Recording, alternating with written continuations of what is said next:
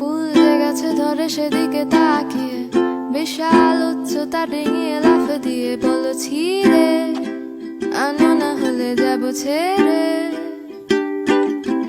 কোন সাদা ছাড়া দরজার হাতল চেপে খট করে মুছড়ে দিয়ে আমাকে দেখে বলে যাবে নাকি নিয়ে যাব তাকে সাথে।